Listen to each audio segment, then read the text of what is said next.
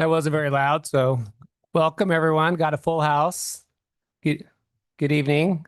I'd like to call this public meeting of the North Clackamas School District Board of Directors to order on Thursday, April 9th at 6:30 p.m. And we do have a quorum. We have two directors online, Director Benaloga and Director Tam Trang. April is National American Heritage Month, and we invite our community to join us in celebrating the achievements and contributions of Arab Americans to build a better nation and a more peaceful and diverse society. We'll begin tonight with community comments, and I have a book to read here for that, so bear with me.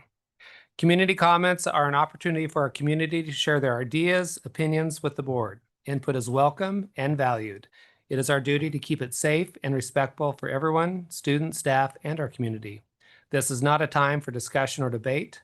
The board is restricted from hearing and will not consider complaints regarding any individual district staff member or any person connected with the district. Letters to the board are always welcome. We read each one of them. Request for information is made as outlined in policy KBA-AR. And I'll start welcoming students up first. They're a priority. And first is Riley Panett or Panetti. And Riley, when you come up, you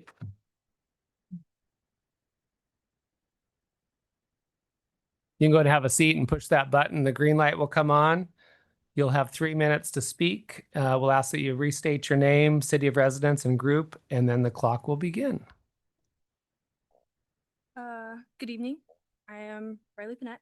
I live in Milwaukee, and I am the current choir president at Rex Putnam High School. I joined choir in 3rd grade, and I've been in choir for 10 years now. So I will be speaking about 10 things that I've learned and love about choir. Number 1, accountability. Many of my peers and I, the past couple of years, have woken up at 6 in the morning to go to choir before school starts. This isn't always fun, but neither is being an adult. So learning how to wake up early and be there on time is a very important skill. Number 2, empowerment. My sophomore year, I was one of the few new students to advanced a cappella choir. That was an amazing group of people that trusted me at 15 to walk across the stage and perform a solo.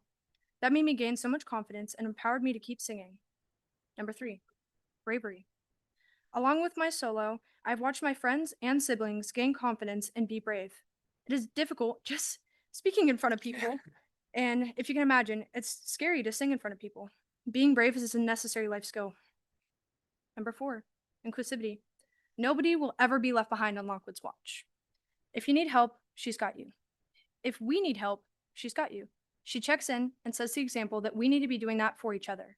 So if you need help, we got you. Number 5, social bonding. Along with nobody being left behind, we do many social events and fundraising to make sure that everyone can come on tour. We go to elementary schools to show them what they can grow into, and we go to colleges to see what we can continue to grow into.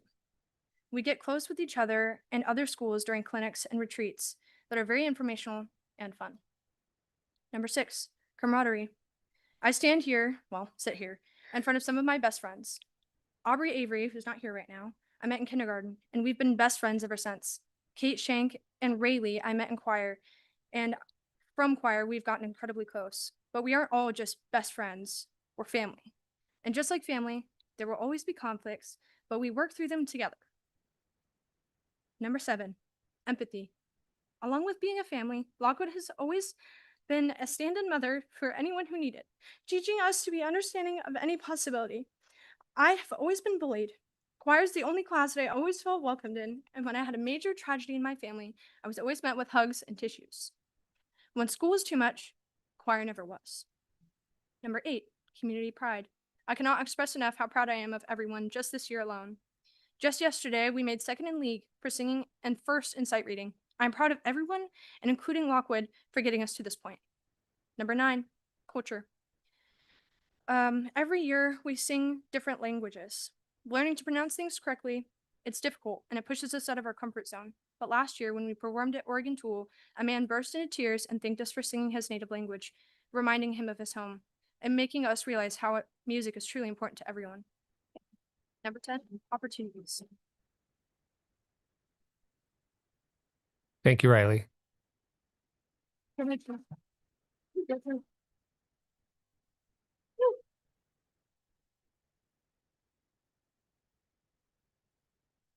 I did want to mention we have a lot of people. Sorry about that. We do have a lot of people signed up tonight, and in lieu of shortening that to 2 minutes each, we're going to continue with our 3-minute standard, and the board will skip their board reports tonight, so everyone gets a chance to speak. So next is Riley Enberg.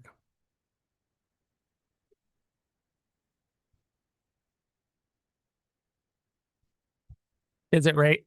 Is it Rayleigh? Crazy. I thought it was after I saw that. I apologize for that. That if you could just state your name, city of residence, and if you represent anyone, that'd be great. Good evening. My name is Rayleigh Ingberg and I am from Milwaukee. I am part of the Putnam A choir.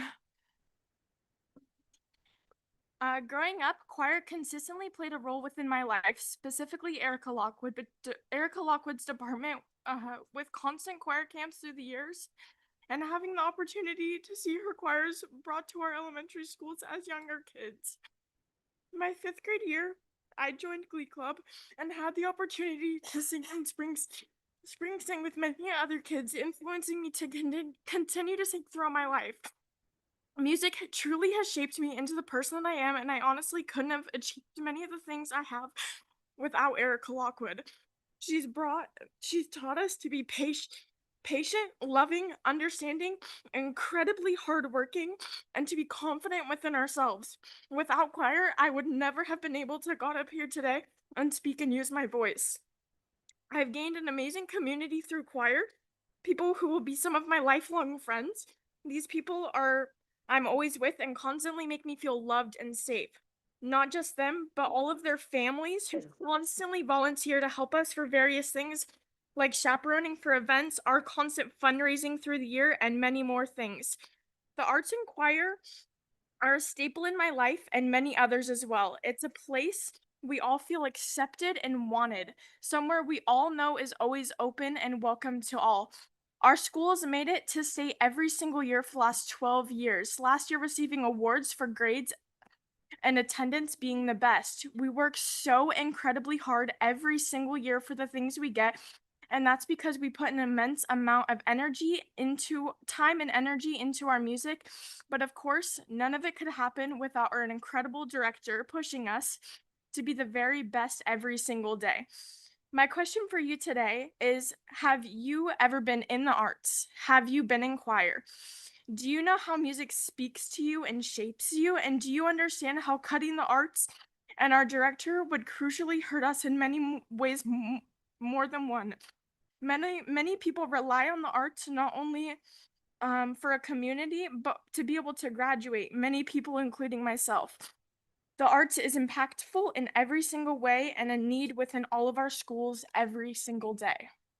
Thank you. Thank you, Rayleigh.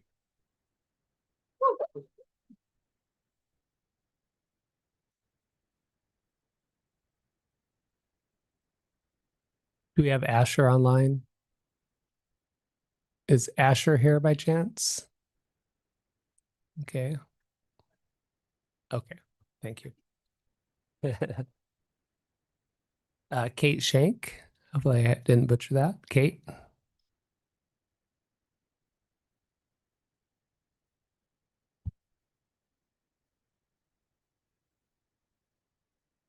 Can you hear me? Yep. Oh, okay. Okay, great. Actually, that's wonderful. My name is Kate Shank. I'm a senior at Rex Putnam High School. Today I will be reading comments from a petition involving the potential reduction of musical education in our district, specifically at Putnam. Our first comment says, the influence of the fine arts on academics is most apparent at Rex Putnam. During my time at the school, I was a member of the wind ensemble, jazz ensemble, a cappella choir, chorales, and orchestra. The average GPA of the students in these classes regularly met 3.8 plus and earned the wind ensemble an award each year at the state competition for top GPA. Additionally, the top performing students each year, as well as class presidents, have been, with few exceptions, active members of the Performing Arts Department. Cuts or reductions to these programs will, without a doubt, have dramatic effects on the academic success of the school's student population. This was from a former graduate from Putnam. Our second comment states, as someone who currently has a part-time choir teacher due to North Clackamas School District's budget cuts, having a program cut like this is detrimental. Clackamas High School does not have a chamber choir, and our spring musical rehearsals are made more complicated by the fact that we don't have a vocal music director certain days. I'd hate to see this fate come to Rex Putnam High School as well, which has such a strong and talented choir filled with some of the kindest people I've ever met. North Clackamas School District needs to stop treating its students as simply numbers that fill classroom spaces and consider the impact on programs when it makes cutting decisions like this. Current senior at Clackamas High School. Our third comment says, Rex Putnam's choir and music education serves students and communities as a form of expression and point of connection for all people and is backed by science. According to the National Library of Medicine's Music Interventions and Child Development, music may play an important role in meeting a child's educational needs as it provides a meaning of self-expression, giving the child an outlet for feelings and emotions. Music, aside from being a source of enjoyment, is also a means of communication with others. Southers and Noland, 2007. Music may expose the child to challenges and multisensory experiences which enhance learning abilities and encourage cognitive development. In particular, music can also engage cognitive functions such as planning, working, memory, inhibition, and flexibility, which is from a current sophomore at Rex Putnam. Our final statement says, as a younger sibling of someone who has been able to experience a supportive choir director, it greatly upsets me that North Clackamas School District is even considering this harmful action. Choir supplies a lot to the Rex Putnam community and builds responsibility. With the absence of a full-time director, I have significant doubts that Putnam will be able to maintain one of the amazing community spaces. Thank you, Thank you. Kate.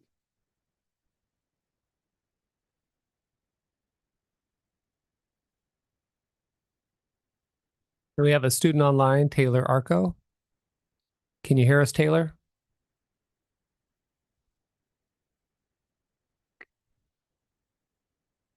You might be muted. Can you look for that unmute button? Okay. Can you All hear me? right. I think we can hear you. Okay. Go ahead and give us your name, city of residence, and group that you represent. Hi, good evening. My name is Taylor Arco. I'm a former student of Rex Putnam High School, and I'm currently pursuing a music degree at Oregon State University. I reside in Corvallis. I am here today to speak about the current plan to cut the Rex Putnam choir teacher position to half-time for the upcoming school year. Firstly, the amount of classes currently taught by Erica Lockwood in the choir teacher position include A choir, Kingsman chorus, cantabile, chorallaires, guitar, and piano. Being able to keep only 3 of the 4 current choir classes would be a big disappointment to all the choir students. Aside from the choral classes, the alternate instrument classes of guitar and piano provide a completeness to the Rex Putnam Music Department. These classes are unable to be covered by the band and orchestra position respectively, since they both already work half-time. These classes would have to be completely removed from the registrar as a result of this cut. From a logistical standpoint, having the days of the Rex Putnam choir teacher position would lead to a lot of disruption. For example, during the musical season, when theater kids are rehearsing every day with the help of the choir teacher to put together their music, the choir teacher would be coming into Putnam only at the end of the day, just for an hour or two. A 0-hour class like chorallaires, which rehearses 4 days a week in the mornings, which is one of the staples of the program, would be extremely difficult, if not impossible, to sustain. Cutting the position to half-time would also reduce the amount of students that could take certain choir classes in general, because of the difficulty of scheduling. While I was at Putnam, I took 2 choir classes, 2 band classes, and a full IB schedule. If choir classes were only offered on one of the 2 days, let alone if it was on the same day as band, for example, it would have been completely impossible to do the activities I love while maintaining a rigorous coursework. I know of many other students who went to Putnam who were also in that same position I was when I was in high school. Having Miss Lockwood around during that extra day also allows her to help students out with extracurricular choral activities. I was part of a student quartet that competed at the state level, and we relied on extra coaching time during prep periods that would not have been available otherwise. I also worked with other students to write and produce a musical at the school, something that required significant support outside of class time. Passionate side projects which inspire creativity in students would not be quite as possible or impactful without her around the building. Most other 5A and 6A high schools and other districts in the area are able to maintain a full-time choir position, and I truly believe that North Clackamas School District has done a good job so far in maintaining a competitive fine arts program with other districts. But it truly saddens me to see what I view as a big step towards a district that is less supportive of fine arts programs and a reduction of opportunities for students in the future that I had when I was at Rex Putnam High School. In times like these, we need the arts more than ever, and I hope that the school board will reconsider this reduction and continue to support a full-time choir position at Rex Putnam. Thank you. Thank you, Taylor.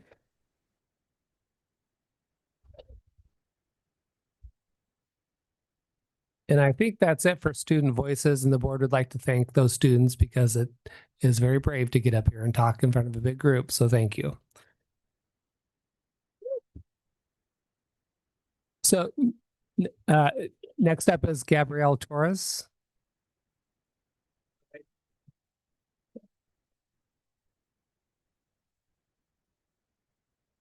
Here's letters that I'm gonna give to Yvonne Dibley for other parents from Billquest have given us letters to hand out to you guys.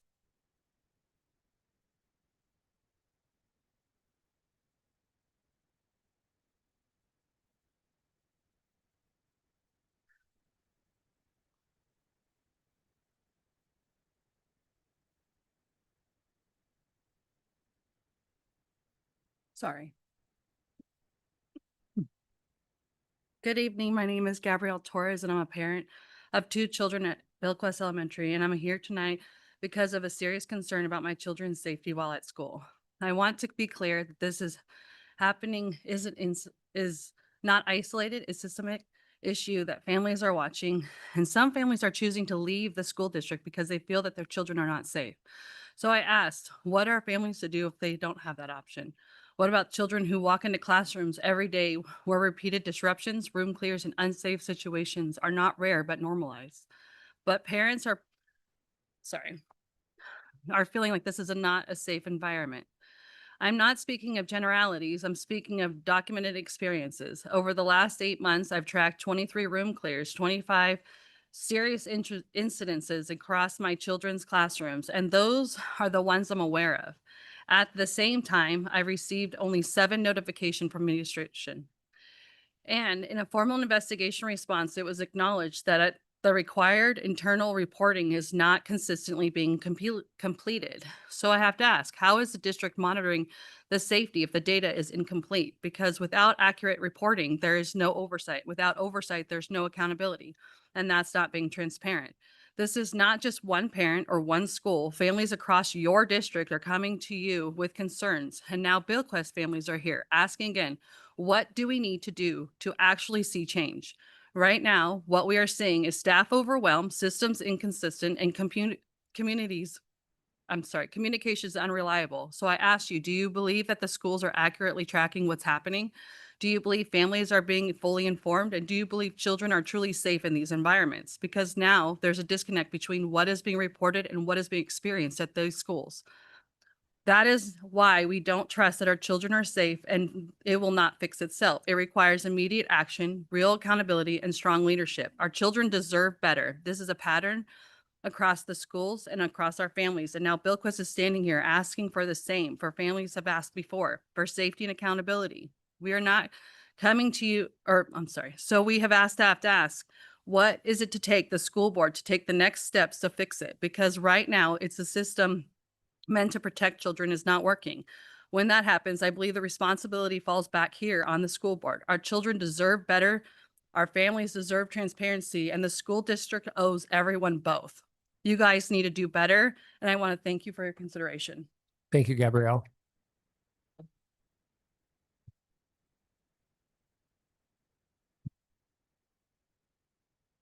Emily Moore. Is Emily here? Hi. Hi.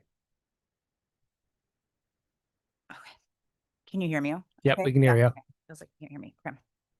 My name is Emily Moore, and I attended this school district from K through 12. I now have 2 kids at Billquest Elementary. Did I start too soon? We good? You're good. Okay. You're all good. So this all started for me a few months ago when my 5-year-old called from school, and the first thing out of her mouth was, "Mommy, I'm scared." Shortly after that, on the same day, I received a phone call from a district employee who I had never talked to, had no idea she existed. And she did not call to support me or inform me or have a conversation. She called to strongly caution me to stop talking to other parents and spreading misinformation. When a 5-year-old calls home and says, "Mommy, I'm scared," that is not misinformation. That is failure on all of your parts. I had a longer speech prepared for today, but I'm not going to sit here and pretend that you guys haven't heard this countless times and have chosen not to act. So I'm just considering this yet another hoop that I've been told to jump through to get to a bigger level of action. You can refer to all my formal complaints and all my communication with administration. I will say this though, your policies promise safety, support, and communication, and what is happening in your schools is not doing that. Students with significant needs are not being supported, and it's affecting teachers and students, and my children are now afraid to go to your school. The problem is not the children, the problem is the system, which is you guys. This is not a gap, that is flat out negligence. I can define that for you from Webster's dictionary if you would like. Negligence is a failure to exercise the care that a reasonably prudent person would exercise in a similar circumstance. It represents a deviation from the expected standard of care, often involving carelessness, recklessness, or omission of duty. I have seen policies that cannot be explained, policies that are not followed. So I'll ask one question. What exactly is being enforced in this district? Because it's not accountability, it's not consistency, and it is 100% not safety. I am not here for reassurance. I am looking for action. Because if this continues, I will escalate this far beyond this room, formally, publicly, at any level I need to do to make sure all. I'm going to ask that you address the board, please. I am addressing. No, we're the board. Thank you. I will leave this. Are you going to fix this, or are you guys going to keep continuing to fail all of the children that you are responsible for? Thank you. Thank you.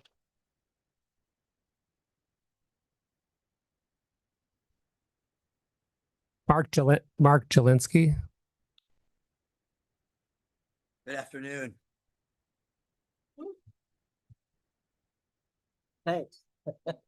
My name's, is the button on? My name's Mark Jelinski. My wife and I are longtime residents of North Clackamas School District. Let me put my glasses on. Today, we're saddened to witness the decay of the NSSD. We see no apparent behavioral standards or discipline, along with the general lack of accountability in the district. The board, superintendent, administrators, and staff have created and allowed violent, unsafe, unhealthy, and unproductive classrooms to spread across the district. Disruptive students are coddled and rewarded. These students are throwing tantrums, tables, chairs, school supplies, and whatever they can get their hands on without consequence.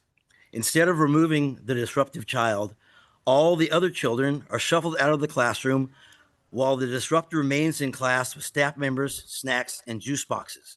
This room clear protocol is insane to me.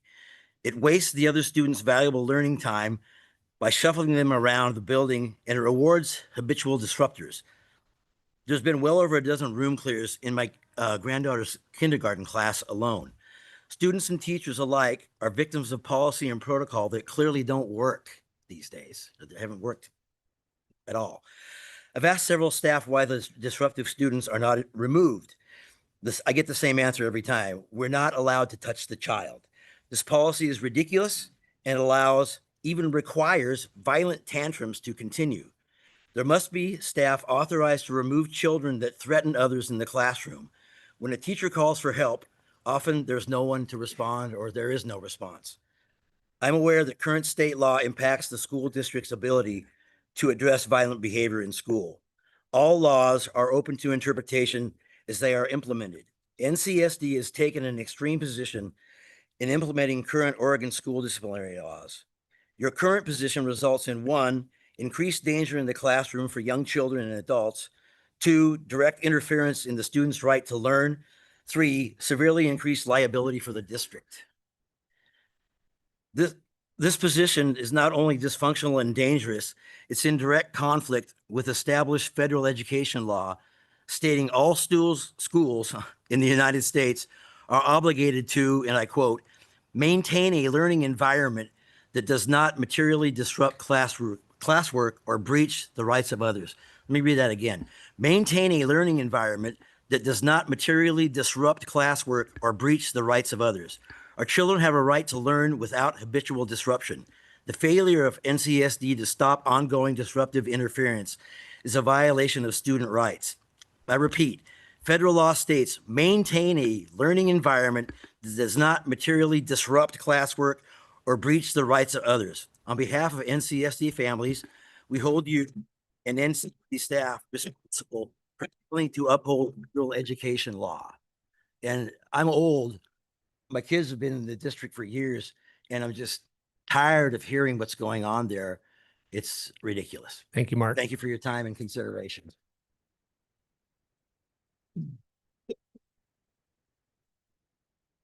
Andrew Moore.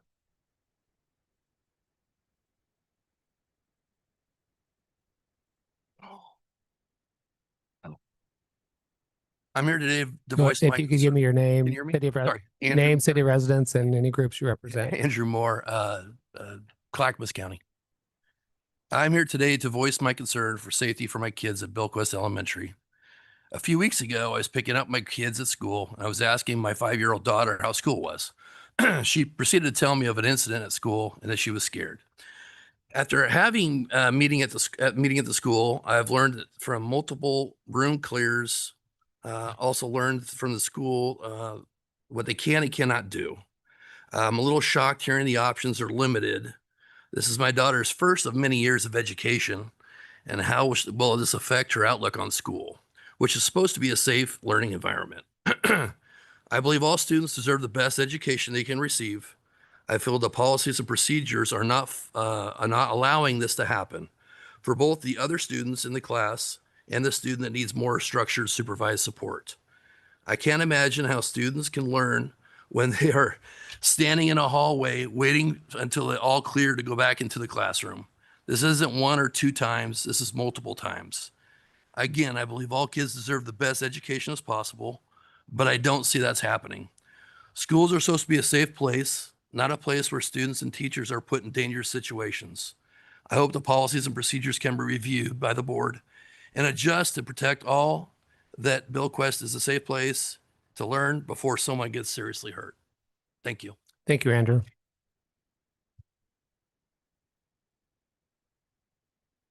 Erica Lockwood. Erica. Hi there.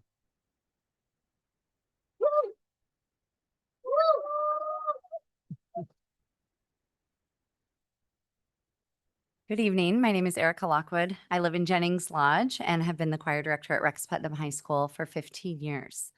I have taught vocal music in North Clackamas for 23 years. I'm the parent of a freshman and a senior at Rex Putnam, and I serve as president of the Oregon Music Education Association. Last Friday, I learned, alongside my colleagues in a staff meeting, that my position is being reduced to 0.5 FTE as part of a 3.0 reduction at Rex Putnam. The Rex Putnam Choral Program has a long-standing tradition of excellence, top honors, including multiple top 5 placements at state during my tenure, and deep community engagement. While the district celebrates these outcomes, I can say plainly our success has happened in spite of the system, not because of it. Music faculty have asked for meaningful collaboration, but our input has not led to structural change. We need formal arts leadership to ensure consistency, accountability, and alignment with state and national standards. Without it, we are not delivering a complete arts education to our students. While we appreciate twice-weekly elementary music, as it aligns with the minimums set by national recommendations, the quality of the student experience remains inconsistent. Many K-5 students currently miss out on public performances, despite performance being a core arts standard. Without accountability for these benchmarks, we are denying students the collaborative joy that drives their long-term participation. Hiring practices must also improve. Excluding specialists from hiring decisions increases the risk of misplacement and weakens programs. A K through 12 music license does not equate to expertise across all levels, and our students deserve teachers who are properly matched to their roles. Due to these and other factors, many of our programs have seen a decline in enrollment despite our greatest outreach efforts. Currently, I'm assigned 4 classes, but we are funded for only 3. Which programs should be cut? The guitar and piano class, which provides an entry-level music space for any student at Rex Putnam, or the Choralaires, an award-winning ensemble that represents our school in the community. I'm likely to be asked to split my role between high school and elementary to remain full-time. This is not a sustainable or educationally sound solution. You would not ask a varsity coach to run the youth sports league at the same time. Both programs require focus, expertise, and continuity. This is not about me. It is about these students behind me, all the students coming up, and the future of music education in North Clackamas. We are ready to help solve these challenges, but we need a seat at the table. And without our expertise, these programs will not sustain their excellence. Thank you. Thank you, Erica.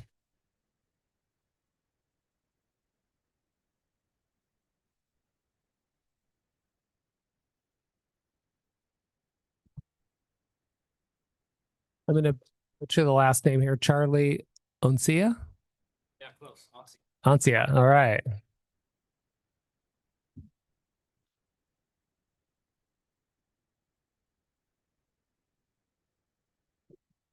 All right, you hear me all right? Yeah, we can hear you. Yeah. You can move that over if you need to.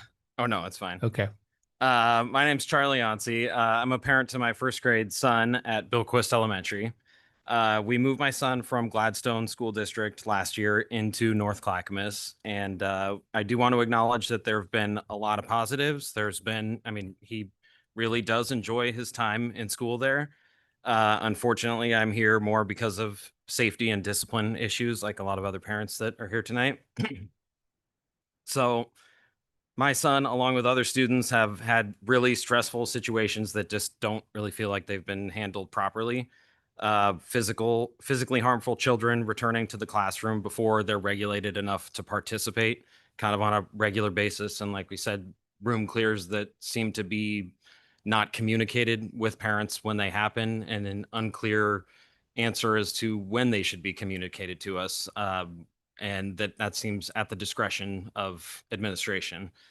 Continuously unregulated children not being found a permanent alternative learning environment, instead returning to the class. Communication lacking between the school and the parents, with policies and discretion given to the staff. One thing is that it seems like attendance is really heavily stressed by the school district, and we're aware it's important for student success, and it's also really important to school funding. So it seems, I guess I want the board to understand how it feels as a parent when kids are regularly sent home in situations when safety is a concern. If they're not sent home and they remain in the classroom often, it's hard to not tie that with wanting to keep funding for school, with not wanting to the administration to present poorly to their superiors as well for having decreased attendance for sending kids home. So that's a tie that hasn't been hard to, it's been difficult to ignore in my mind. It feels like the kids who want to be involved and learn, they suffer because admin wants to keep students there. Safety isn't a line I think we should be skirting. I feel that administration should be much more confident in a child's ability to stay regulated in the classroom before they say they can return. We did have an issue this week on the bus. I want to acknowledge that the transportation administration, that side of thing, was extremely reactive and helpful, and it was, I can't say resolved because it's a bit ongoing, but it's been dealt with very quickly. So it has very much felt like the administration we're dealing with within the school is where we're not getting the communication that we deserve a lot of the time. So thank you. Thank you, Charlie.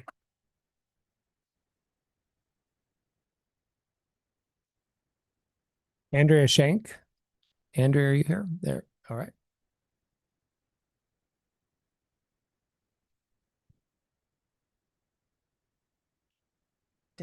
I have to push this. Okay.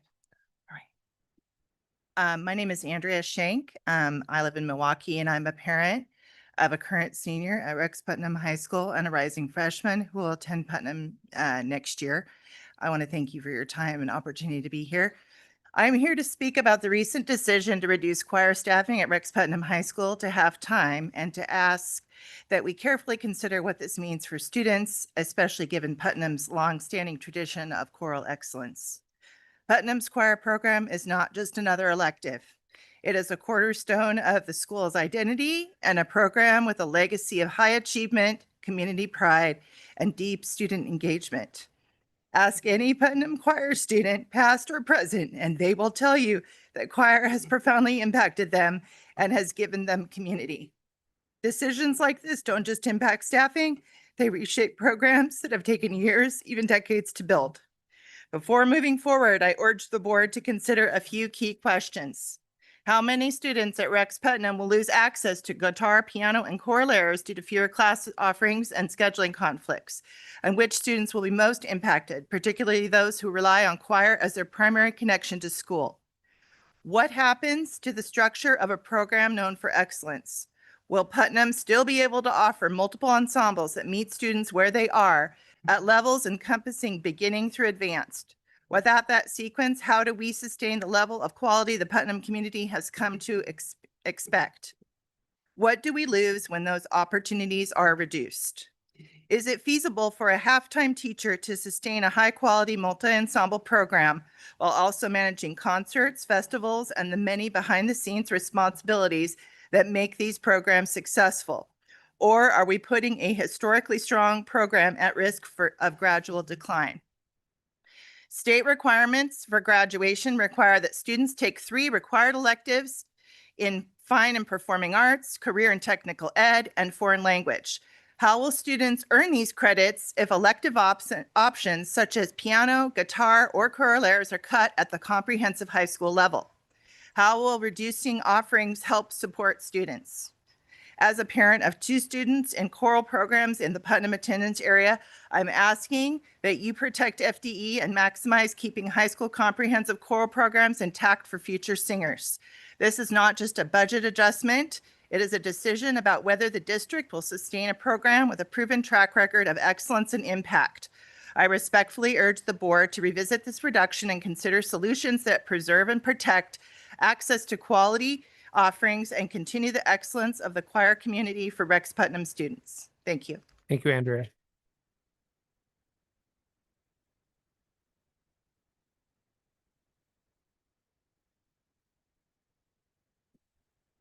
Brandy Workalaw.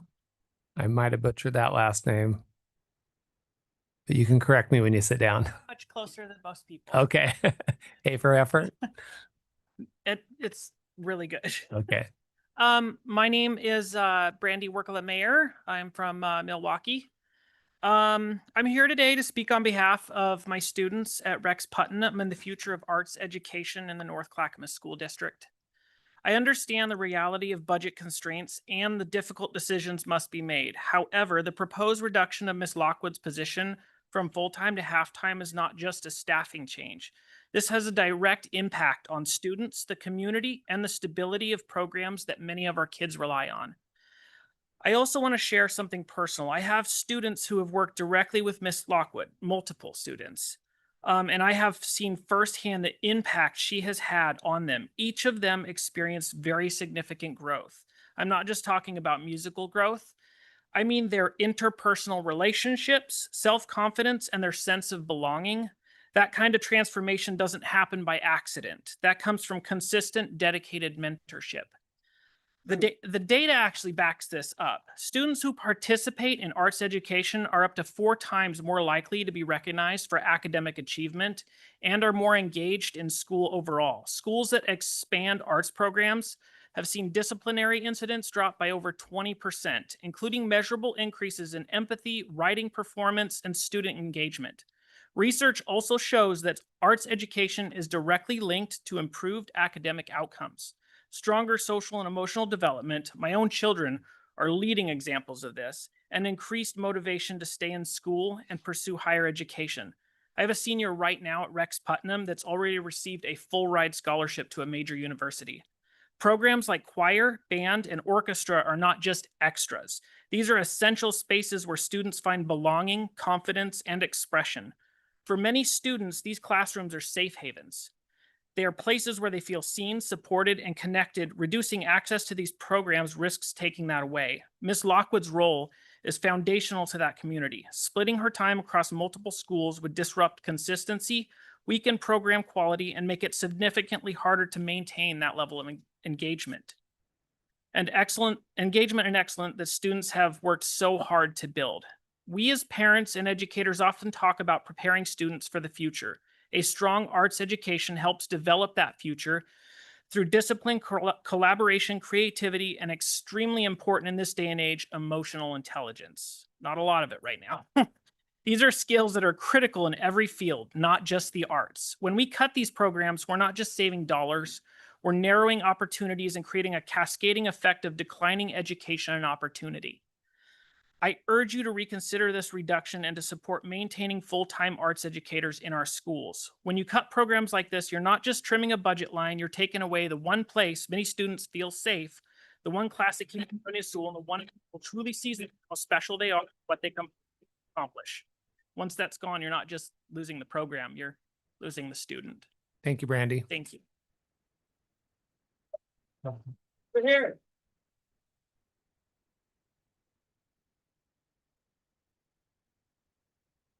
Do we have Mackenzie Graves? Mackenzie?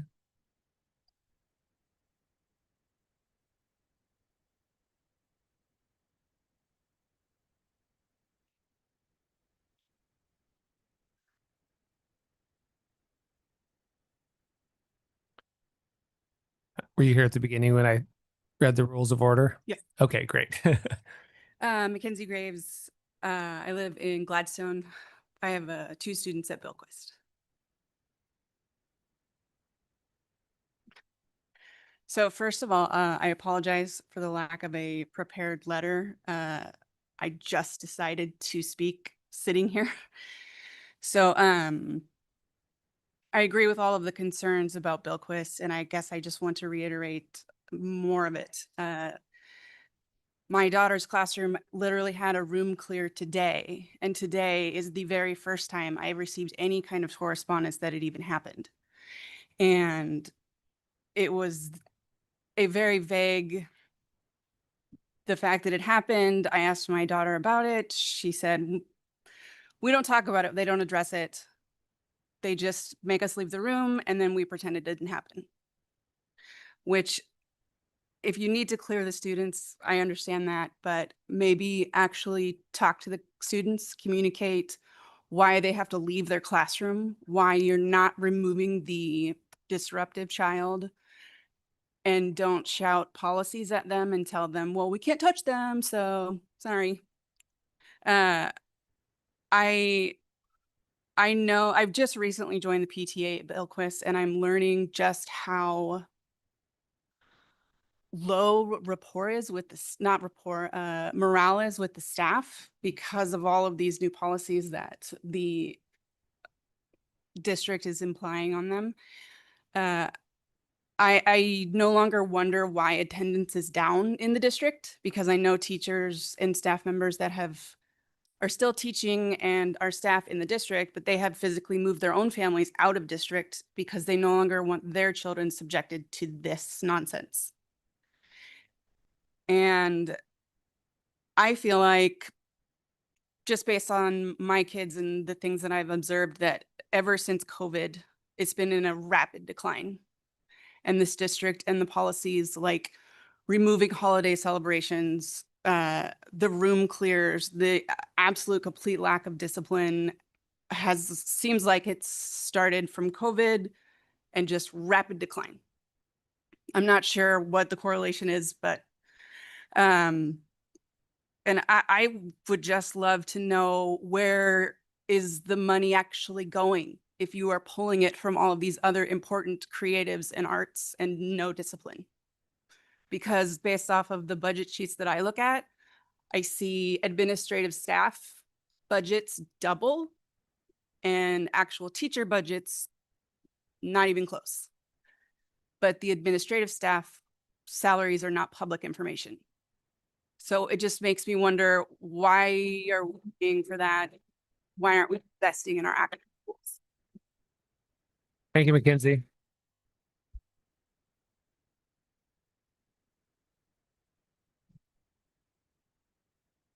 Our last speaker, I think, is Renee Ormage. Is it Yarmer? Oh, well, you can.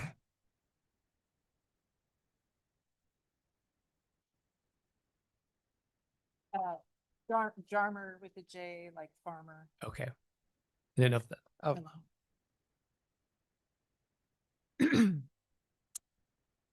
Can you hear me? All right. My name is Renee Orme Jarmer. I live in Oak Grove, and I am an 1982 alumni from RPHS. I'm the mother, mother of an alumni from 2024 and the drumline director at the Rex Putnam High School since 2009. I am here to advocate for music and arts in the North Clackamas School District, specifically Erica Lockwood. And tonight specifically, for that halftime choir position. I have been a part of the North Clackamas School District education as a student, parent, and educator. I would like to acknowledge that the district has a difficult choice to make regarding budget and balancing funding from state and federal sources. I know it's an ongoing challenge. It is a challenge across the USA and has been for decades. Over the decades, I have seen music education, specifically band, orchestra, choir, theater, get reduced, replaced, or wholesale eliminated. I was present in the 1990s and 2000s when elementary band was eliminated or replaced by reduced box programs or music light programs or nothing at all. I was here recently pre-COVID in this office or in this board meeting when the district decided to go to middle school block schedule, and that reduction in class time for band, orchestra, and choir happened. And the theater program was completely eliminated at the middle school level. Post-COVID, arts programs are rebuilding. But I saw also how music and the arts literally has kept students in school, grounded, and even physically and socially, emotionally active. I'm not sure how many other studies we can point out. There are so many. STEAM was rolled out and ignored. It's not just the reading and writing. It's the other stuff. It's the whole child approach. Despite parent pleas and, this stuff tends to keep getting cut. And we all know that. And the test score data just continues to show that students involved in the arts, they need this. And it's not just for fun, it's for grades. Finally, I want to personally acknowledge that I have seen Erica Lockwood provide one of the best curriculums for music education for choral and musical theater support in decades. Her passion, her dedication, and love of her students is apparent, and her professionalism is highly regarded, not only at Putnam, but in our district and in a larger scale with the OMEA and as an arts advocate. I highly respect Erica and absolutely see in real time her contribution to the educational landscape of this district and community. Please, the numbers again. Don't do it. Thank you, Renee.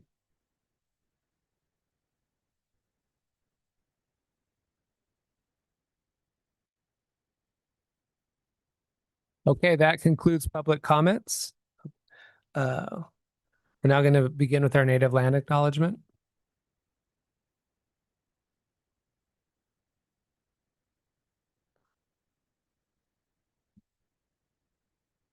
We acknowledge the land on which we sit, in which we call the North Clackamas School District, rest on the traditional and indigenous lands and village sites of the native peoples of the Kalapuya, Chinook, Molalla, and the Clackamas. We take this opportunity to offer gratitude for the ability to learn and work and be a community on this land.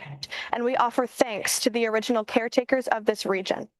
We recognize the historic policies of colonization, genocide, relocation, and assimilation that affected the Indigenous and Native families, both past and present, and that will affect those in the future.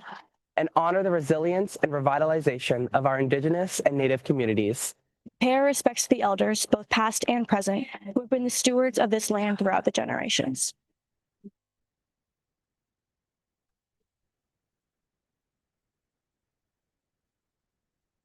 Okay, now we're going to do the flag salute. Director Olson, will you lead us?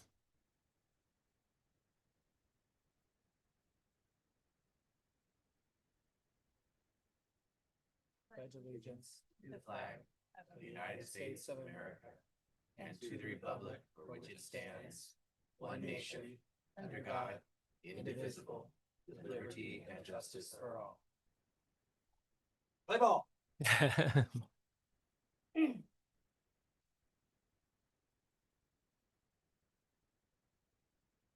All right, let me get a little bit of semblance of order here.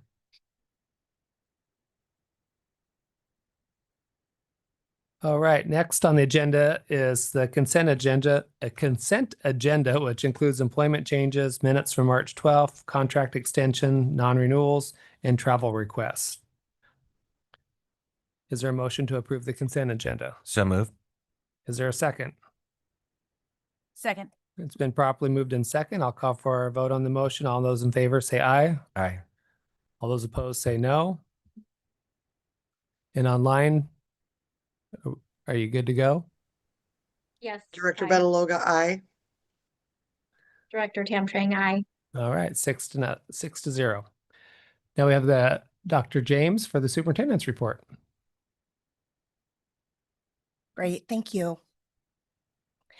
Thank you for the opportunity to share some updates from around the school district this evening.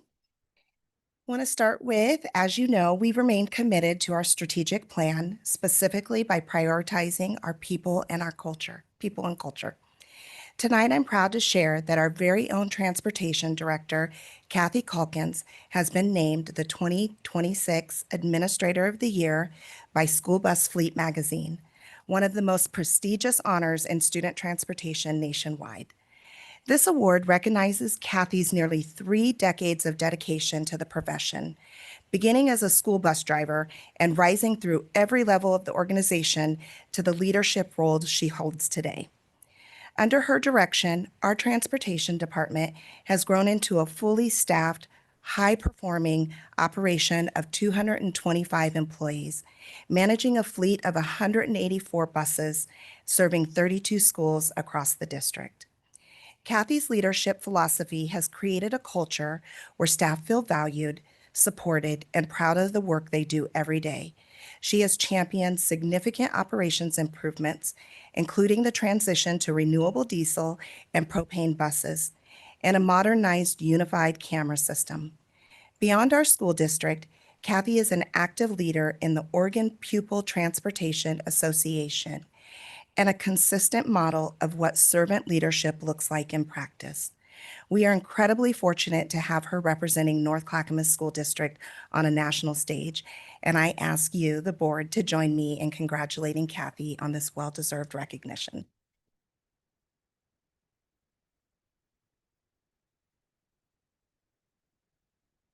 So Kathy, if you're watching, thank you. Another area of great excitement is our ongoing work developing the district's next capital construction bond package. While our team will return in June with a full report and request your formal approval of the package, I want to take a moment to publicly recognize the staff, students, parents, board members, and community members who contributed their time and energy to the superintendent's bond advisory team. Our team is actively engaging the broader community, gathering feedback on key components of the bond, and sharing the story of the outstanding school district through the lens of Proud to be NCSD. Recent presentations have taken us to Willamette View and the Milwaukee City Council, and we will soon be visiting Clackamas Community College, the City of Happy Valley, and several other community venues. Information is being circulated to all schools, all staff, families, and students in the coming days about the proposed bond package as it currently stands and seeking feedback. As the bond package takes shape, we anticipate an even greater number of community conversations and community communications in the months ahead. Tonight, I'd like to close this update by sharing a video currently featured in our community presentations, one that captures the remarkable work happening every day across our schools. Who's part of the North Clackamas School District? If you live in Milwaukee, Oak Grove, Johnson City, Clackamas, or Happy Valley, you probably live near one of NCSD's 32 schools spread across 40 square miles of Clackamas County. What happens in the North Clackamas School District? Preschool to high school, our incredible staff members create environments where students are inspired to be creative and critical thinkers as they prepare for success in life, college, and career. Plus, our award-winning Sabin-Schellenberg Career Technical Education Center offers hands-on elective classes in 18 different career fields, from agriculture and automotive to high-tech and health services, with many allowing students to earn college credit while gaining the skills, knowledge, and workplace behaviors they'll need when entering the workforce. How does North Clackamas measure up statewide? Our 88% four-year graduation rate far exceeds the state average. And if you look at students who decide to concentrate on one or more career technical education fields, that graduation rate jumps to an astounding 97%. Who's part of the North Clackamas School District? I am. I am.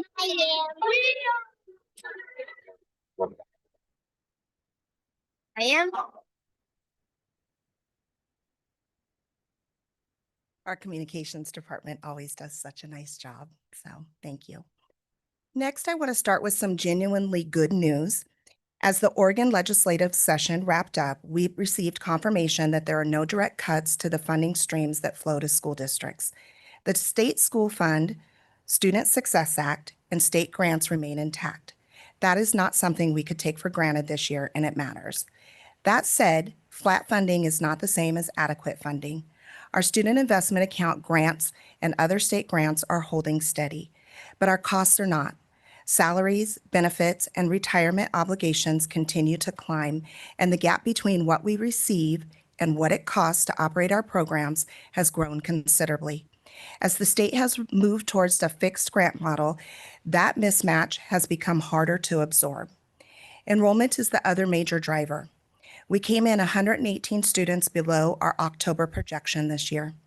Our forecast for next year anticipates another decline of 126 students, and our 10-year enrollment outlook is down appreciably.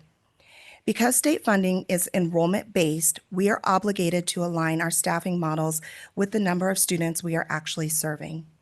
After careful analysis, we are projecting approximately 25 FTE reductions for next school year. Those reductions are distributed across all employee groups, roughly 1 to 1.5% per group, including administrators. And few of them will result in layoffs. Many will be addressed through retirements, resignations, and reorganization. Our current projections show that next year's classroom staffing allocations will maintain the same average student-to-teacher ratios as this year. Over the next 3 months, we will work closely with our budget committee and this board to finalize the 26-27 budget. Next, I'd like to address a concern raised. A recent communication distributed to licensed staff in this board from the Licensed Employee Association, NCEA, included ending fund balances and percentages from the past 3 years. The dollar amounts in the communication are correct. Our audit and publicly reported ending fund balances are $66.6 million for 22-23, $85.1 million for 23-24, and $88.2 million for 24-25. The ending fund balance percentages in NCEA's communication, however, are significantly overstated due to an error in the calculation.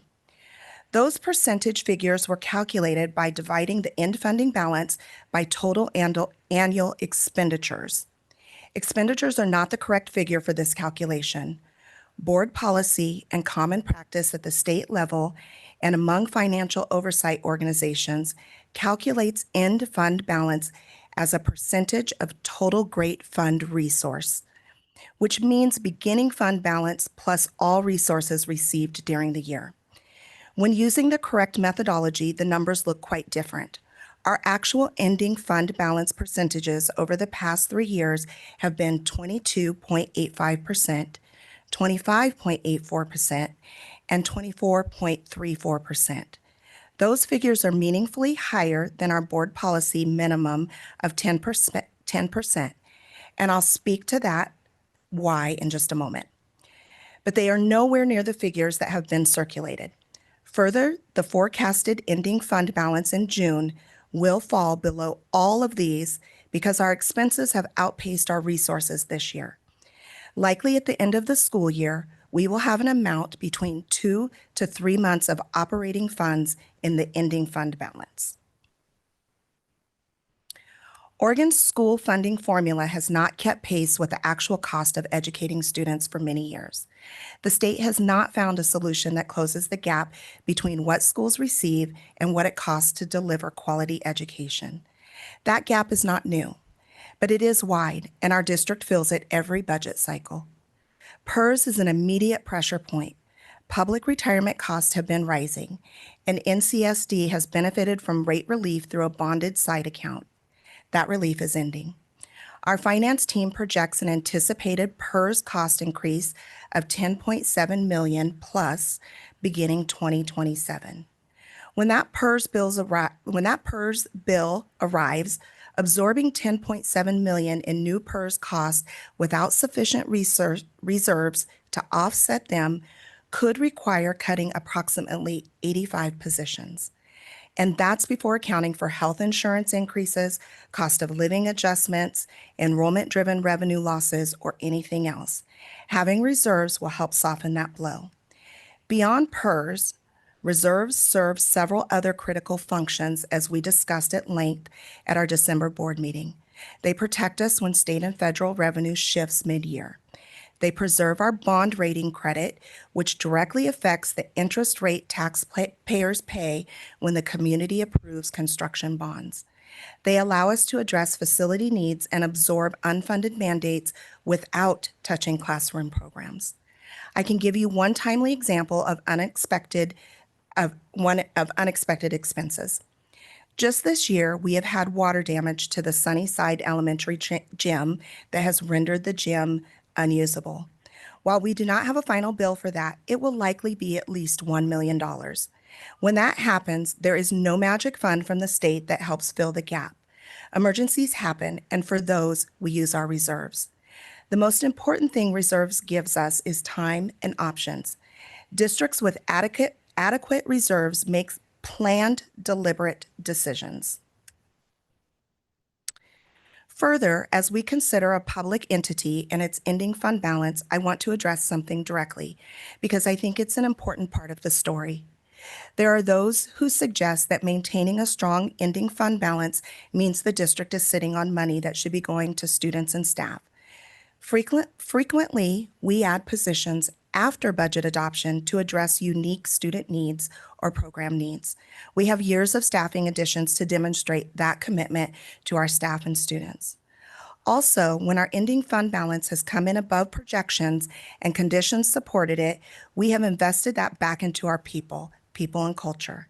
In the 21-22 school year and in the 22-23 school year, we provided staff appreciation stipends because circumstances allowed them after carefully monitoring the district's financial position.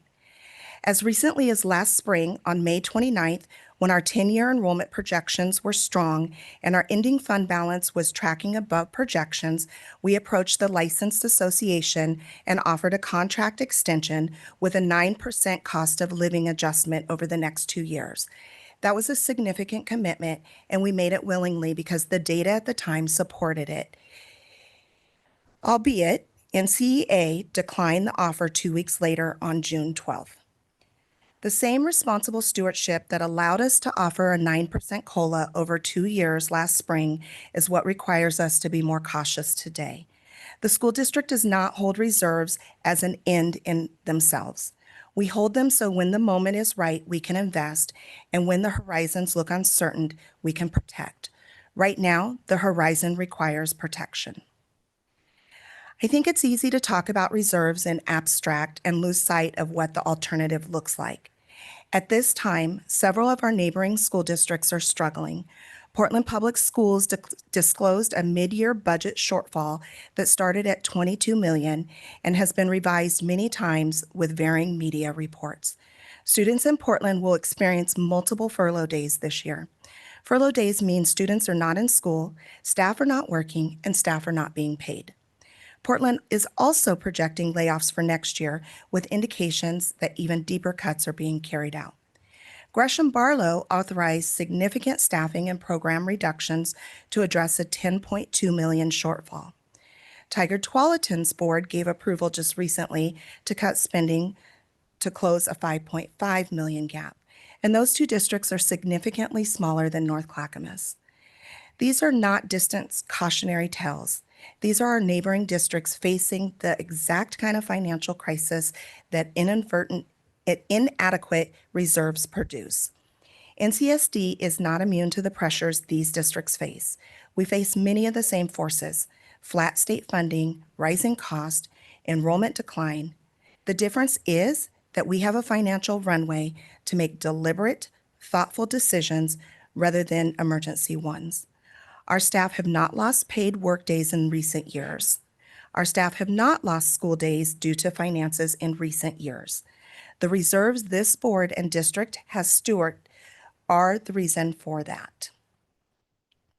We are hearing calls that the district should spend down its reserves now, that holding this level of fund balance while making staff reductions is inconsistent, and that money should go towards students and staff today. I want to engage with that position because it comes from a genuine place, but it is an incomplete picture. We have known predictable cost increases are coming. PERS is not a surprise, as I mentioned earlier. It is a mathematical certainty. Our bonded side account rate relief is ending. When that happens, the district's retirement obligations will increase. If we arrive at that moment having spent down our reserves to the policy minimum, absorbing that increase means cutting 85 FTE. That is approximately 45 licensed, 36 classified, and 4 administrators for PERS alone, before accounting for anything else. Spending the reserves now doesn't make that problem go away. It just means we face it without a cushion. The result is not more money for kids today. It is a much harder landing for everyone, students included, in the very near future. The phrase often repeated is to spend down our reserves on today's students, and it sounds straightforward. But today's students are tomorrow's students. A 6th grader sitting in one of our classrooms right now will be with us for 6 more years.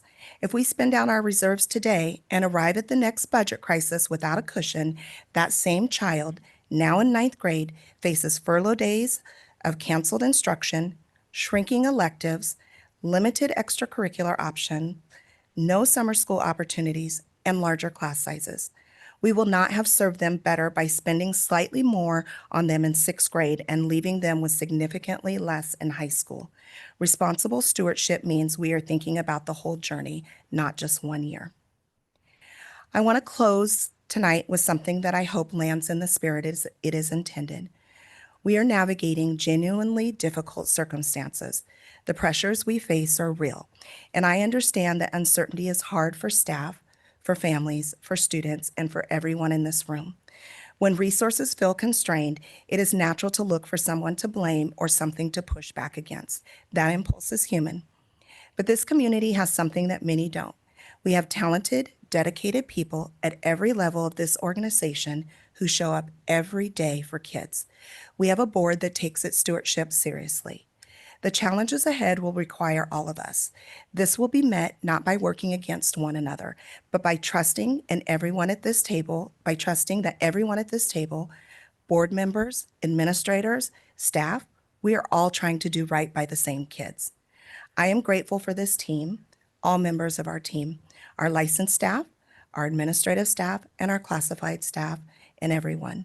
I'm grateful for this board, and I'm confident that if we face what's ahead with honesty, humility, and a commitment to one another, we will come through it in a way that makes this community proud. We have to be in this together. Thank you. Thank you, Dr. James. Next on the agenda is the North Clackamas Education Association.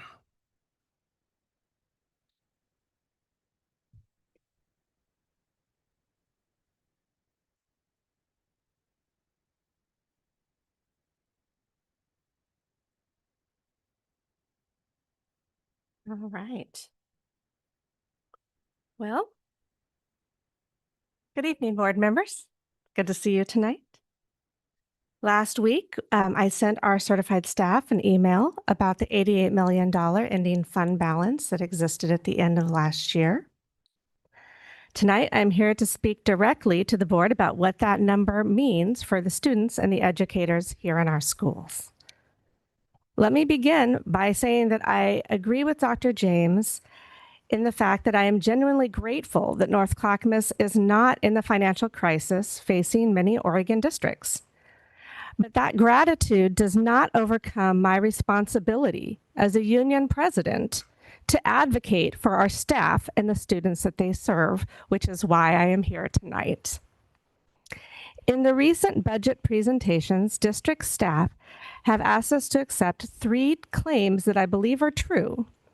Enrollment is declining. We are in challenging financial times, which are causing us to maybe spend down our reserves, and that we need to right-size our workforce. But I will address each one of these directly. On enrollment, yes, enrollment is declining, but our decline is currently below the state average. When districts across Oregon are losing students at a similar or greater rate, our share of the state school fund does not necessarily shrink proportionally. The loss of even 100 or 200 students in a district of over 16,000 is real, but it needs to be understood in context. Consider what a loss of 100 elementary students actually looks like across 10 of our elementary schools. That is 10 students per building, likely 1 or 2 per grade level.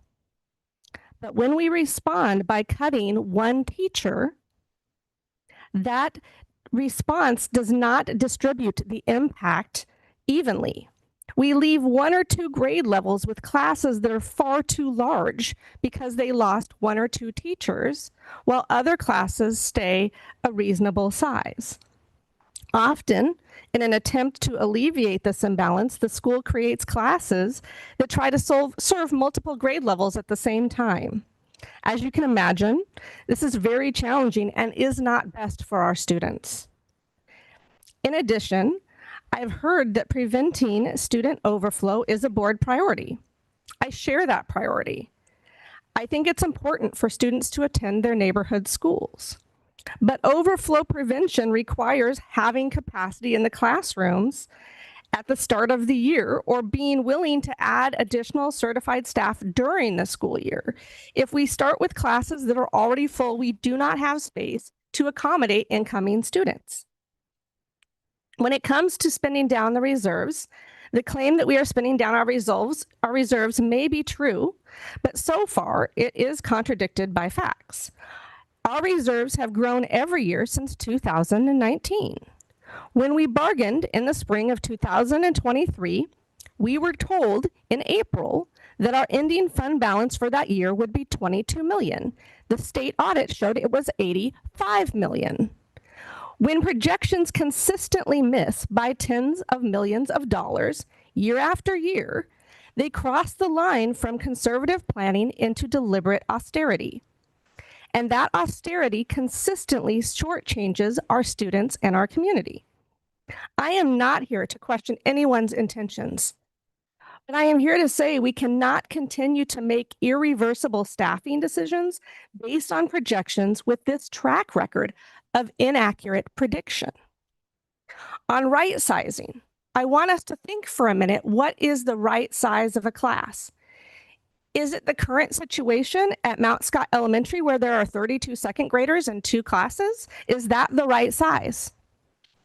Is a school that's losing, that school's losing 2 more teachers next year? Is it a blended first and second grade classroom created not because it benefits children, because it maximizes staffing efficiency? Is it 32 students in a Nelson High School chemistry class, a setting with safety recommendations of 24? Is it a self-contained SLC classroom of 20 students with significant need at Putnam High School? Is it the projected class sizes of 35 students for next year's Putnam freshmen? Right sizing is a legitimate strategy when a district's ending fund balance falls below 5%. It is not justified when a district is sitting on reserves 3 times the threshold. We have cut positions over the last 2 years, and we are cutting them again. And we are doing so based on projections that have been demonstrably and repeatedly wrong. This is not sound financial management. It is unnecessary austerity, and it has consequences. Those consequences are not abstract. They are happening in our schools right now. I think you've heard some of them today. Learning specialists cannot provide specially designed instruction their students need because they're being pulled away to manage behavioral crises across the building. Yet, we withhold millions of dollars. Kindergarten classes have lost paraeducator support. Those staff are now redirected to behavioral crises elsewhere in the building. And yet, we're withholding millions of dollars. Classified restorative practices coordinators, people who work one-on-one with our students to build their problem-solving skills and support our buildings, are being eliminated at the very moment our students and staff need them most. And yet, we withhold millions of dollars. We have middle and high school students who kind of find it optional to come to class. Some of them will not graduate. And I say that as someone whose nephew and niece did not graduate from this district.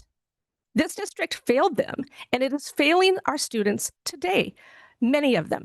You also saw my son earlier on the screen. This district did an amazing job for my son. He is now, as you heard, a music major at Oregon State. This district is full of students doing amazing work, and it's full of students at amazing amounts of risk.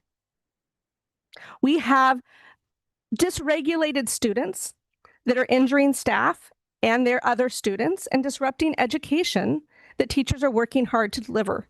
And we're still withholding millions of dollars. We laid off a social worker this week. I believe they provide pretty important services to our community that are no longer going to be provided. We're reducing choir access at Putnam High School, as you might have heard.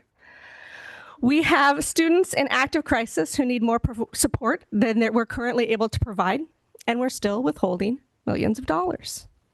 Will the currently available additional resources solve every one of these problems permanently? No. But it could solve some of them.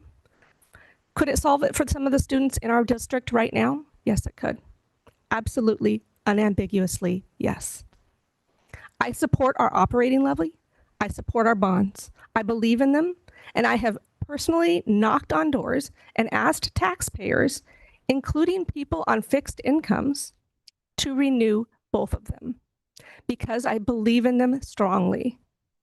But it's hard for me to justify asking the community for more money if we are unwilling to spend the money and hold it as a rainy day fund. I understand that a portion of the fund balance comes from one-time funds, which causes hesitancy to use them for ongoing expenses like staffing. I do understand that concern. That's precisely why I am not calling for a rapid, large-scale increase in FTE that would require layoffs when those funds are gone. I'm calling for something more deliberate to maintain current staffing, to make targeted investments where the need is acute, and to reduce ending fund balance gradually and strategically towards the 10% floor our own board policy already identifies as what is appropriate. As a parent whose children recently graduated from Putnam High School, I find it genuinely troubling that these funds that were collected while they were students were not invested while they were students. I know that our educators feel this way too. Teachers who are told that there are no resources to support their students and then learn about an $88 million ending fund balance lose trust in our district. And this is a time when we desperately need to be able to trust our district. Maintaining an ending fund balance of 88 million, or now maybe less, while failing to provide support for our students and staff is not financially and fiscally responsible. It's an overcorrection in the opposite direction. And I would argue that at least the districts that are currently struggling financially are doing so because they are spending their money on their students. A safety net exists to catch people when they fall. It does not exist to be preserved while we watch them fall. Tonight, I am calling on this board to take 5 concrete actions. Number 1, reverse recent layoffs. Number 2, reconsider all current FTE allocation cuts. Number 3, invest targeted resources in schools with unsafe class sizes or significant safety concerns. Number 4, commit to a strategic, gradual reduction of the ending fund balance toward the 10% threshold required by board policy. Number 5, spend the money collected on our current students, that is collected for our current students on our current students. Every person who is here because they believe in public education. No one works in education for the money. The 9% would have been nice, but you know what is nice? Fully funded education with fully staffed schools and safe working environments. That's more important than any 9%.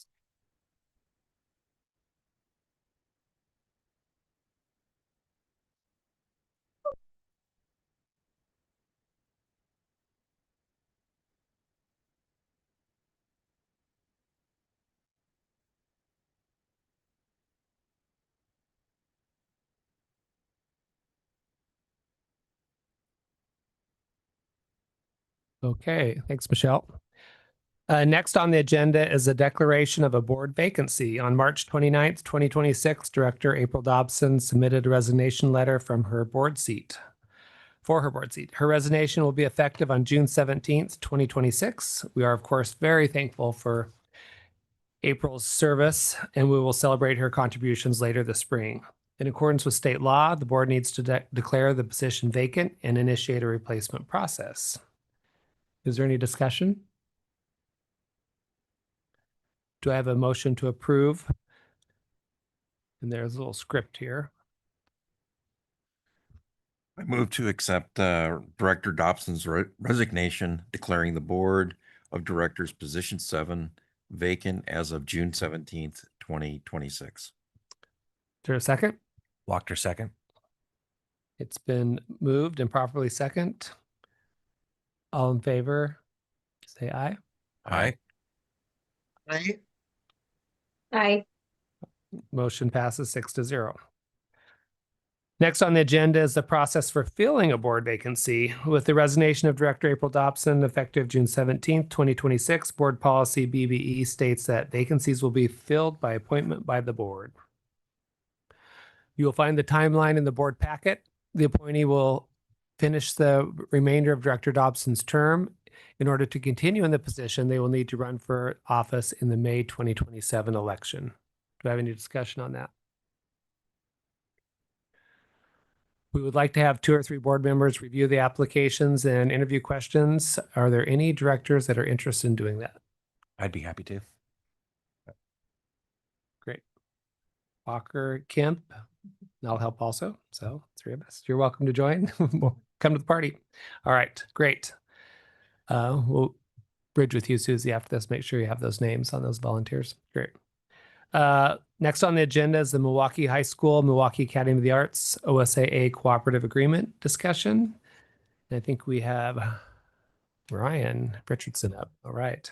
Yes, sir. Well, good evening, board. Last time I came to you with a cooperative agreement, it was quite unique. It was a small scale, short-term specific sport agreement, if you recall. I'm bringing to you a partnership that is longstanding, larger in scope, and a bit longer of a commitment. But I think you'll agree it makes sense for our students at Milwaukee High School and Milwaukee Academy of the Arts. So this agenda item is a discussion regarding the renewal of our 20-year cooperative sponsorship between Milwaukee High School and Milwaukee Academy of the Arts. That's how long that the two have partnered in OSAA events.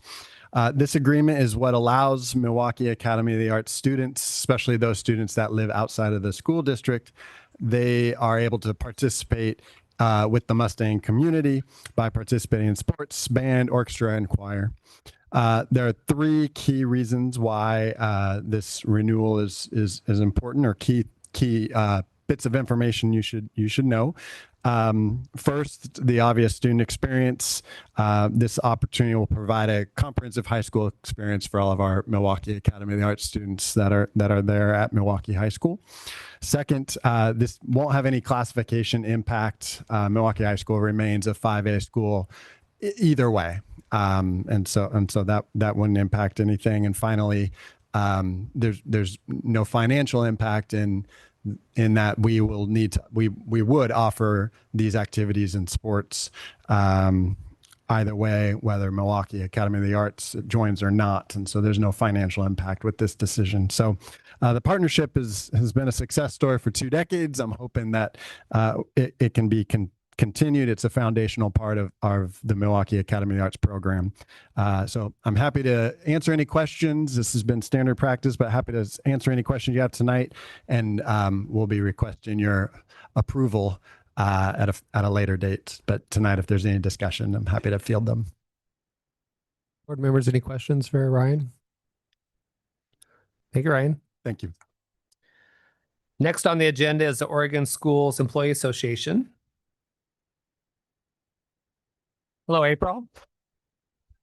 Hello. Yeah, what? You're a little lame there. What happened? A little walking in. Oh. I was not doing things I shouldn't. Well, It's truly just walking. Can you- welcome. do I Yeah, put we it- can hear it. Is it green? It- All right, you're good to go. Good evening. Thank you for giving me the opportunity to come to the school board and speak on behalf of classified employees that I represent in the district. My name's April Bianconi. I have worked for North Clackamas for more than 21 years. I've held many positions during my employment with NCSD. I currently am the lead of dispatch and routing at transportation. Go Kathy Calkins. I also have firsthand experience with wage cuts, reductions in force, furlough days, and pay scale freezes. Been around since '04. I've had the honor of representing all classified employees as their chapter president through OSEA for close to a decade. And I also serve on the state board as their Zone 2 director, representing 19 neighboring chapters and districts from Westland, Wilsonville to Arlington and the Gorge. As we are all aware, these surrounding districts are grappling with this financial uncertainty, and I represent them all the time. I'm here this evening to speak to you, though, for NCSD's staff. I want to start by saying I appreciate the fiscal responsibility and foresight that North Clackamas has had in regards to budgeting, staffing, and commitment to our students and community. I fully understand the intention from the school board when they changed the ending fund balance a month or two ago from 5% to 10%. That helps continue the responsibility to our students in our district. However, the ending fund balance for 24-25 was approximately $88 million. And for several years prior, that ending fund balances were well above the 10% and then 5% thresholds. I'm curious to see the outcome of the 25-26 audit and where estimates for the budget land and where we will stand financially. Historically, the budgets that are presented to us in bargaining do not match the audits. With that in mind, I'm here to implore to the district that staffing cuts are not necessary at this time, especially to staff working one-on-one directly with our students. I realize that enrollment may be down slightly, but that does not tell the whole story of predictions and averages, and most importantly, the needs of our most vulnerable students. We heard those stories here tonight.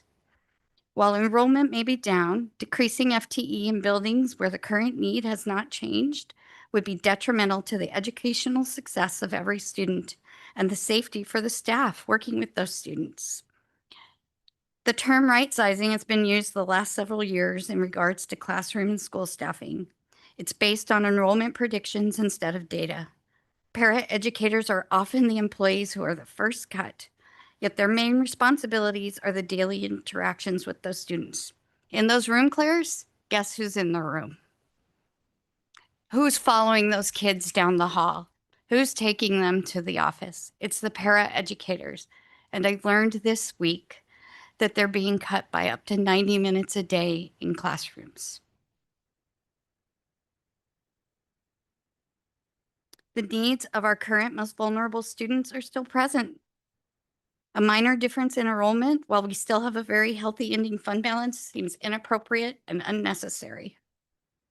While we're being told the 1.5% of cuts are happening district-wide, I received 6 layoff notices for other classified employees this week. I've been informed that more are coming that will affect para-educator hours. Sorry, I went a little off script. At a time when employee morale is low, reported and unreported student and staff incidents are at a high rate, this is not the time to be right-sizing. And let's be honest, right-sizing is just the North Clackamas nice way of saying downsizing or cuts to staff. Acknowledging that we may be looking at difficult financial times moving forward, and we are still currently financially secure with our ending fund balance, I'd like to ask the district to do the following. Reverse the layoffs that have already occurred. Reconsider FTE allocation and do not cut staff at this time. Study the FTE allocation model so it's consistent with the current building needs and student needs instead of basing it on enrollment predictions. Invest additional resources for schools and classrooms with high class sizes and especially safety concerns. Gradually spend down the ending fund balance to 10% to support the students currently enrolled and the staff that are currently employed while also ensuring funding for the future. There's no point of a high ending fund balance if we no longer have the support system in place for our students, families, and communities. I've appreciated a congenial and collaborative working relationship with the district for many years. I hope we can work through these times of future financial uncertainty together to come to a solution that will benefit our employees and students now and in the future, and that will gradually spend down the ending fund balance appropriately and in a way that is fiscally responsible for staff, students, and the communities. Thank you for providing me time to share and advocate for my employees. Thank you, April.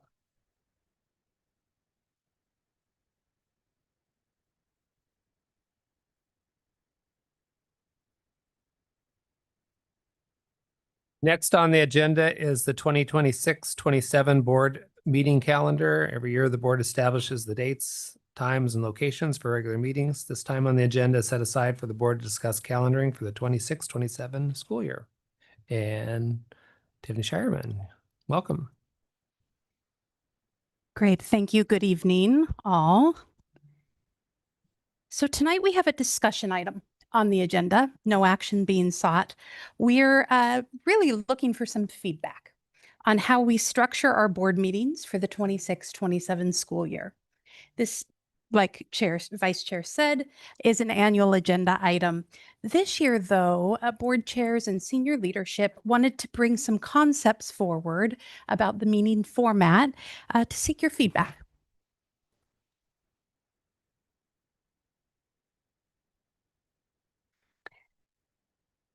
The routine part is the setting the board calendar each year, though this time what we wanted to do is more than just pick dates. By discussing whether the typical board meeting structure still serves our community, our staff, and our board members as well as it could.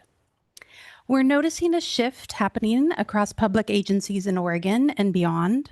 Some are moving to earlier start times when meetings are held in the evenings, and some are moving to a mix of in-person and virtual format meetings.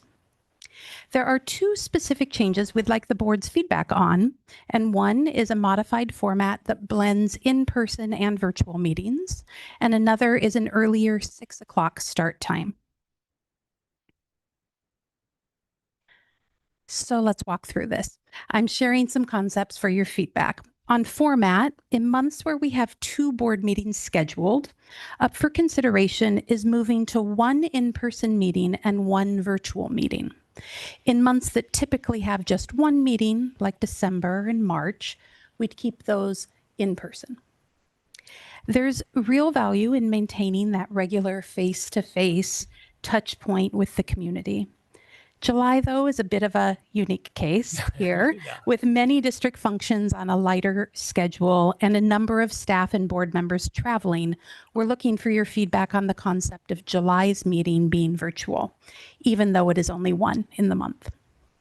One important point here for board members is that you would always retain the ability to call in or to attend virtually, as is happening tonight fairly seamlessly. On start time, up for consideration is 6 p.m. for board meetings. The goal is simple, aiming to conclude business at a reasonable hour for students, families, staff, and the board. I'll say more about that here in a couple of slides. Before we go to the analysis, proposing a format change for some of the meetings does not change our commitment to transparency and public access. I do want to reassure the entire board that every meeting, whether it's in person or virtual, as is currently the case and will be in the future, they continue to be broadcast live and recorded.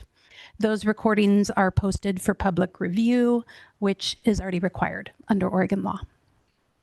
And for every meeting where public comment is accepted, there will continue to be an online option, even when meetings are in person, no matter what formats modifications we move forward with. The board also receives and reviews all written correspondence it receives.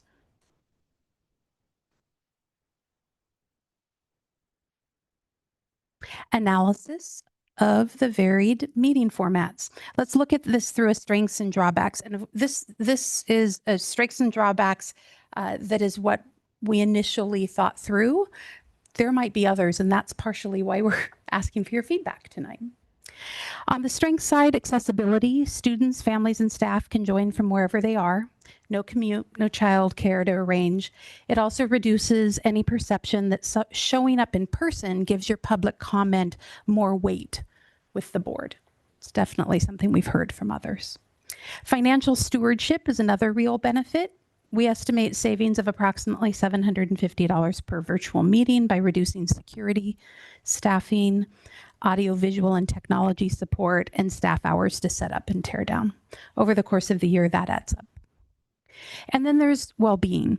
When a board meeting starts at 6 o'clock, or when a board meeting ends at 9 o'clock, see, it's already 8:10.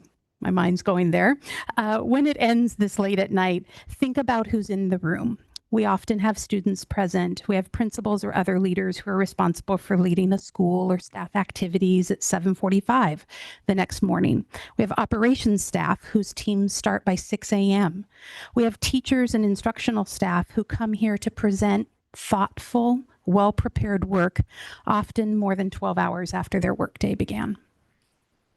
And we have board members who have difficult decisions to make, often also more than 12 hours after their workday began. A 6 p.m. start time with virtual options to reduce complexity could help end at a more reasonable hour. That matters for sustainability and for well-being. On the drawback side, though, I want to be clear.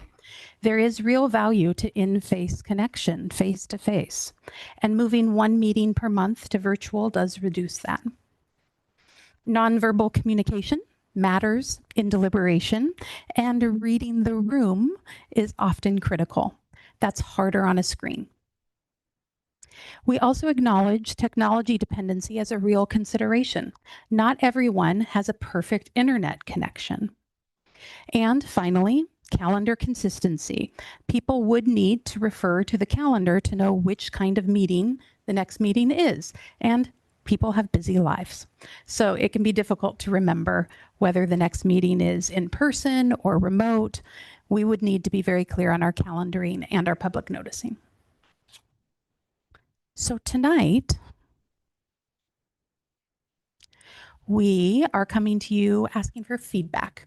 Board chairs are interested in hearing, senior leadership's interested in hearing what your thoughts are on one in-person and one virtual meeting per month next school year. July 26th being virtual, 6 o'clock start time. And again, we're not taking any action tonight. Thank you, Chair. We don't have to have any thoughts now, but we do want them. And if it's, oh, go ahead, Director Kemp. You know, I worked down in out of state for about 1.5 years and had to attend most of the board meetings remotely. And I think a lot of people already do enough remote meetings every day. I would personally rather meet in person. But I understand all the other constraints and commute times can make things somewhat challenging depending on what part of town you work on. But I think if the 6 p.m. time allowed more people in the community to participate, it ends the day earlier for the long meetings for other people that start an early day. I mean, my day usually starts at 7. You know, I'm all for that, but I like in-person meetings, even though, and I unfortunately had to do a lot of virtual meetings, and having that virtual option is excellent. And I think that helps everybody, especially those who work and travel takes them out of the area so they can still attend the board meetings. But in-person attendance is better, in my opinion. I get more out of it. So question, do you want comments, questions to go to Chair Benaloga, to you? What's your preference? I think probably to Chair Benaloga would be most typical of the protocol, maybe with a CC to Dr. James. Perfect. Helpful. Yeah. And it could be just status quo. We're good how we do it. So just whatever you want to put on there, that's fine. I know that this district made an accommodation in the schedule change because I could never attend the third Thursday of the month. 12 years ago, they moved the calendar for me. So if there's like one board member that says I can never be at a 6 o'clock meeting, it needs to work out for everybody. So go ahead and give your feedback to Chair Benaloga, and we'll have more discussion. Can I ask one quick question? Yeah. How many do we have a certain number of board meetings that we must have by policy or by state law? No, I think there's a reference in board policy. I think there's reference to a typical calendar would be 2 a month. Though we've always had grace for November, and March is difficult with spring break and so on. But there is a policy reference to kind of the norm would be 2. Mm-hmm. And I don't know how strong that policy language. I mean, yeah. There's a reference. I can't tell you how concrete it is. And that's our policy, right? It's your policy. Like Westland, I think, meets once a month. Yeah, I guess 11 o'clock at night. One thought that came to me is how many times do we actually need to meet, and how many times are we just trying to get 2 meetings on the calendar and filling agendas that we may be able to pair out or stack and condense into 1 meeting a month as an alternative to virtual meetings. I'll just share my thought as well. As a city councilor for Happy Valley, we're supposed to have 2, but often we have 1 because there isn't enough on the agenda to actually require us to meet again. And I'm with Paul. I really appreciate the physical interaction in space and time. And I'm so tired of virtual meetings. I can't even tell you. That's how I spend the rest of my hours during the day is virtual. So it's probably my best interest to have it a virtual meeting, but I really do like to see people. So sorry, but I do like the idea of moving to an earlier time. And I just kind of echo the same question about the cadence of like a board meeting versus a work session. And are there some considerations for rethinking the purpose of meetings, and then therefore the venue for the meeting may have a different need? I just want to make sure I capture that in kind of as essentially, in some cases, the format of the meeting should follow what the intended outcome of the meeting is. That's where you're getting. Okay. Got it. Mhm. I do want to mention, and it was not in my script, but this is causing me to wonder about, we do have some places on our board calendar where we have reserved day that doesn't have a set meeting, but it's almost to Glenn's point of there's meeting time reserved that if we needed a meeting, we could add one. That is a concept that is already existing in our calendar. Okay, thank you. Anything else? All right, at 8:15, I'll declare this meeting adjourned. Thank you. Thank you, everyone. Thank you.